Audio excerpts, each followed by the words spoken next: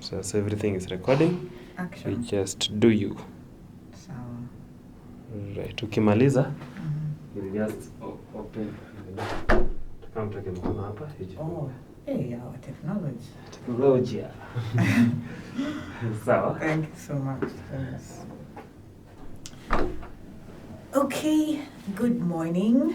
And today is Tuesday, the 11th of November. Right now it's 5 minutes to 9. And I'm sitting here feeling hungover. I was telling Dennis, who's helped set this up, that I feel hungover.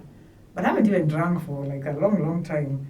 So it's I think it's I haven't gotten enough sleep. I've been having this situation whereby in the middle of the night, I just wake up like at 2 a.m. and then from 2 a.m. So instead of just tossing and turning, what I do is then I start either doing some work or I start Googling. And so from 2 a.m. to 5 a.m., then the sleep comes at 5 a.m. And then my alarm was like for 6 a.m. And then, but then because I'm sleep deprived, I'm like, okay, yeah, just a few more minutes, just a few. So I keep on extending the alarm.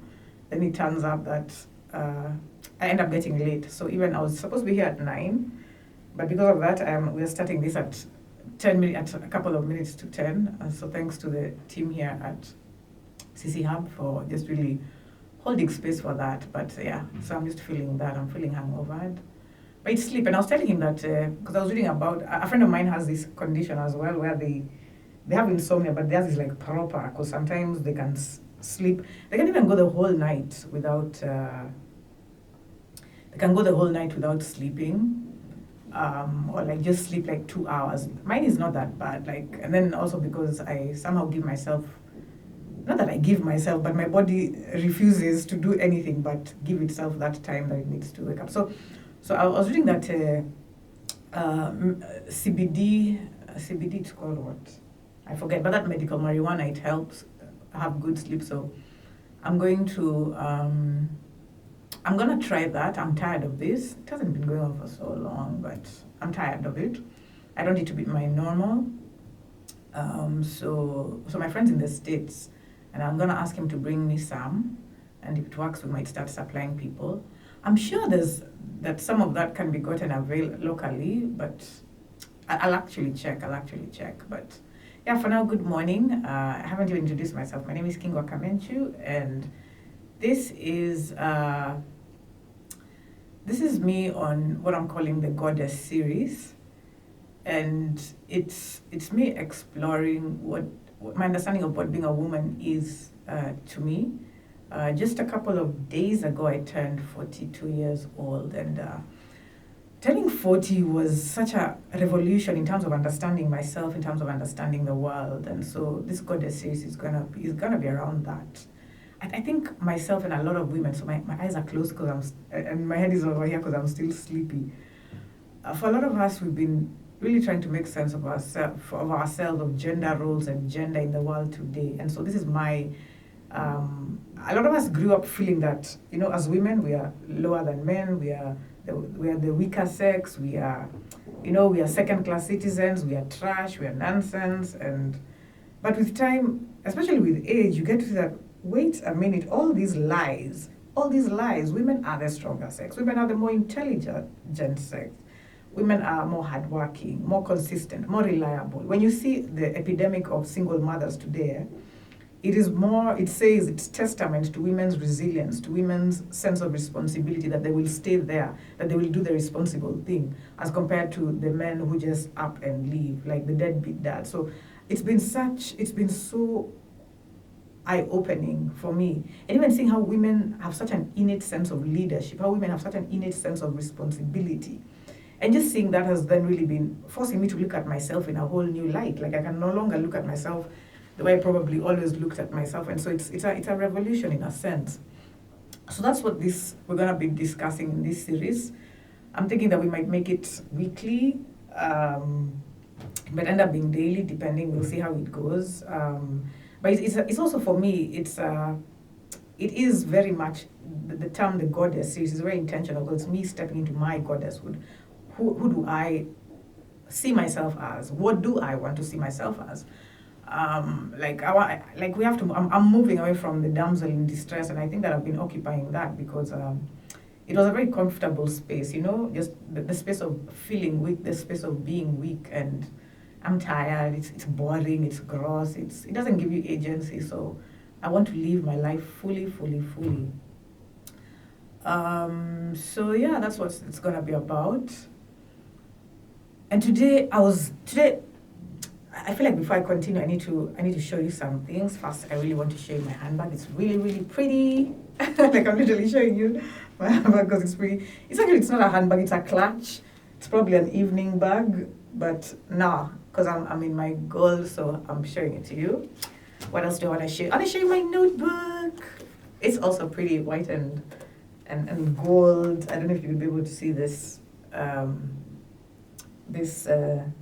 Melior. I got it about a month ago at one of the Mamlaka Hill Chapel, Ruaka. They were having a entrepreneurship day, and so I met a group of cool people, and they ended up giving me this just because they liked me. I also want to show you my book. This is my book, my poetry book. It's titled My Soul Begins to Flower, and I will probably be coming back to it time and again. The other thing I want to talk about is that part of the reason I got late was like in my head I was like, because I'm so used to makeup and everything, like if you see a camera you have to look a certain way, but literally today by just spirit was like, okay, so do you want to spend all this time on makeup, or do you want to just arrive with a semblance of time? And also I just had no energy to start that whole process. So this is also for me to see myself in a whole new way, like without makeup and just all natural with my dreadlocks. People do not know that I have dreadlocks. Like a friend of mine that I've been friends with for years was so shocked. Was it last week but one when we met, and she's like, oh my gosh, you have dreadlocks and they're a little bit long. So that's also this. So I'll see. This is me saying that I believe I am beautiful like this. I want to be beautiful. I want to love my beauty like this. Anyone who's watching this and that does not think I'm beautiful, the way I look, there's something wrong with your eyes. Go for surgery. But yeah, I just wanted to show you. Also, my nails, my pretty nails. This is the first time that I've been a bit wild with my nails, so they're different colors. I don't know if you can, well, it's probably a good camera so you can see clearly, but so this is light, is it called light purple, is it called lavender? I don't know, I forget the name. Is this teal? Is this aquamarine? I think this is purple and this is green. So usually I do like very classy, very not conservative. Yeah, conservative in a sense, but like very normal. I do very normal manicures.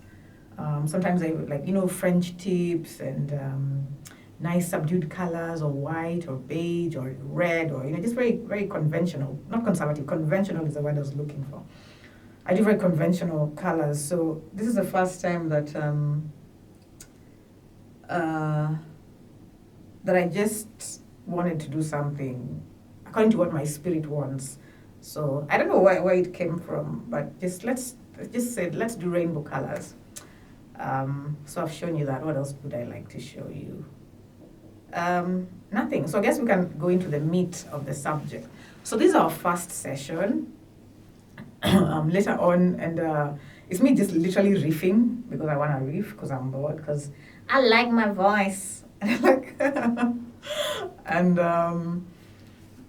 so what the Goddess series might carry, but they came up with the term like just yesterday, so it's very it's not thought out at all, but I'm excited about it and I like it.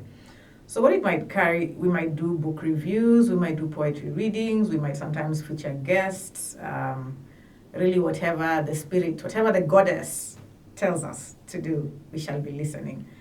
And I think today the topic is codependency.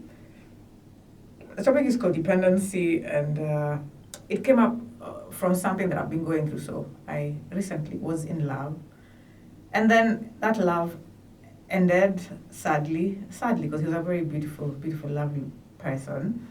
But I had such heartbreak. In fact, today I woke up feeling such heartbreak, feeling that pain of, I need to text this person and tell them how much I miss them. But then I realized that, no, that extreme pain was not natural. So I realized that part of the issue also with us that ended up to the breakup was that it was codependent. I feel that it was codependent, that I was living myself in terms of LEAVING, like living myself and kind of like getting into his world. And I think that's a thing that a lot of women do, because I was reading about it online, and like on Reddit there's so many conversations and discussions by women about codependency, and like mine was mild, but still it was still there. And of course codependency is a topic that it's very layered. I'm not even gonna pretend to introduce it and everything. We might have a session on it where we might review the book that I'm currently reading, maybe next week or later on. But so I was reading about codependency this morning when I woke up at, was it 2 a.m. or 3 a.m. And I just saw my codependency and how it impacted in the relationship. Like, there's a way in which I kind of like was making myself like the tyrant. Like I'd appointed myself like the prefect, the guardian, the authority of the relationship, and it was I was conducting myself in a pretty draconian way, which even to myself would be quite what's the word, off-putting.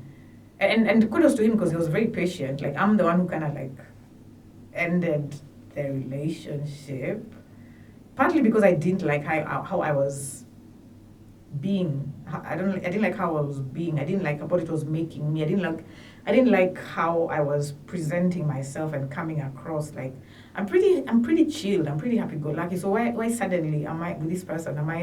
I'm very judgmental. Why am I very mean? Why am I very punitive? Like, it was nasty, and I didn't want to be like that. I don't want to be like that. That's not who I am. So I didn't. The reason that I left it and ended it is because that's not who I want to be. That's not how I want to perform. That's not the character that I want to be. Remember myself as. I don't want to be like that with another person. It's not fair, and it's not fun. It's gross. Like, yeah, I don't want to do that. So yeah, I was just reading about codependency and seeing that. So the book that I'm reading is Codependent No More by a lady called Melody Beattie. I'm still very much on the first chapter. I think like actually in the first 10, somewhere like the first 10 to 12 pages. But it already gave me insight into how I was showing up, into the dynamic, really. And it was so interesting because as I was reading it, I was reading her description of the codependent, like very hostile and mean and aggressive. I was also able to see how other people behave like that to me. And I was like, what the hell? Like, and for me, people who behave in a certain way to me, people who are mean, people who are nasty, I'm chairlady of blocking and like kind of like cutting you out of my life. And I think which is now even what enabled me to also do this with this person, that if I'm not allowing this from other people, then I'm also not going to allow it from myself, and which makes me suddenly see and clap for myself that I'm really doing well in terms of all this, what we call the healing work. That I was able to see it and notice it and put the brakes on it, because, now those relationships when it's are what then become toxic. And maybe just as an overview, the term codependent came from the term used for the person in the alcoholic's life who is trying to make them survive, who's trying to make them become the best of themselves. So it's like the responsible adult in an alcoholic mix. It's like the person who is almost like being the caregiver of this alcoholic person. And is then, because the alcoholic appears and maybe behaves in ways that are immature or that are not fully adult, this person then has to take on that extra that extra load. And because the taking on of that extra load is so heavy, they then start behaving in that way, in that very mean way, that very hostile way. Because there's a frustration. Like, Like, why are you being like this? Why can't you just be an adult? Why can't you just behave? Why can't you just do what you're supposed to do? And of course, the alcoholic person is not doing that. So the codependent then is like, they have that resentment, that frustration, that anger, that I would be happy if you are just doing what I want you to do. So there's a big control issue for the codependent. And one of the examples that she gave of the lady, there's a woman who was married to an alcoholic, and so she was talking about her relationship with her husband. And one of the things that she kept, one of the areas of clarity that came up is that, okay, this husband of hers has decided to behave like this. Wonderful. But now the question is, why is she running after him? Like, what is wrong with her that she believes it is her divine duty to run after him and try to parent him, yet he's also an adult? Like, what is wrong with her? So I think for me that's been a breakthrough, that it has to come to me. Like, what is wrong with me? Why am I running after a human being, an adult, pointing fingers, judging you, telling you, why aren't you doing what? Like, what's wrong with you? Like, a point which is when even me I have to get tired and be like, let me just say that this choice in getting you into my life was a bad choice, and I am taking back my choice. And if I'm being in a relationship with somebody else, I'm now only choosing people that are healthy, people that I don't have to have this dynamic with. And so that for me has been a big breakthrough for the day, and for the week, for the month, for the year, because it means I'm no longer engaging in these kinds of dynamics. It's a very hard stop. It's a very, very hard stop. And part of the reason I wrote this book actually was because I was in the opposite me. There's a nice big window where I can see myself. So you might notice that I'm looking at that rather than at the camera. Anyway, we'll see what the outcome of the video is. So part of the reason I wrote this book was because I could see that enmeshed dynamic, that toxic dynamic with people, and I was like, it ends here. It ends here. It stops here. I am taking back this. Like, I am no longer available for certain things. And so hearing that lady talk about her husband and her relationship with her husband was so good. It was like I was seeing myself, and man, I mean, people get married and they stay in such dynamics for months and years and decades. And I think one of the best things about me, I love how I like to hype myself, all the good things about me. One of the best things about me is really my sensitivity. I might hate it, but at the end of the day, it is so helpful for me because it stops toxic dynamics early. Like, somebody else who is those people of nitavumilia, let me hold on. Like, they're the ones who then end up bringing children into the world and getting into situations that are like, household situations that are like extremely toxic, extremely, like just situations of emotional terrorism. And I think for me, because I just don't have that endurance, like, so they never happen. So one could say that's a pro, another could say that's a con, but you know what? I'm grateful because I'd actually much rather not be in a toxic relationship, like not have a relationship, than have a toxic relationship. So I'm very, very clear on that, and I have no embarrassments or apologies about that. So I have been riffing for it's almost 20 minutes now, which is nice. So we'll see how this turns out, and we'll see what more happens down the line. But I guess for now, that's it, and I wish you a wonderful day. So now I'm going to call Dennis to come, and so Dennis is one of the, is he a videographer, technician? I don't know, but he's one of the team here who help us come and put up our work. So where I am, I'm at CC Hub, which is on James Gishuru Road, Jahazi. The building is called Jahazi. It's a building by, and CC Hub is under the iHub, which used to be on the corner of Lenana Road. So what they do is that they give creative space. In fact, as I leave, maybe this could be an opportunity for creatives who are looking for a space to work. They give space, they give podcast rooms, they give equipment for free, so you can come and shoot your works here and benefit from this extreme kindness, this extreme generosity.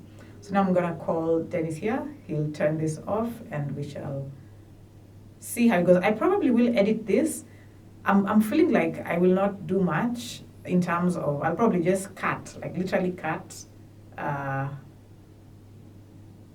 the beginnings and the ends. I don't know if I'll like put any graphics or anything. I don't know if, because I don't know how to, and I don't know if I will feel like. I might be inspired. I might even put music. One day we'll even have dancing. But I guess that's it for now. And I wish you a wonderful day. Bye.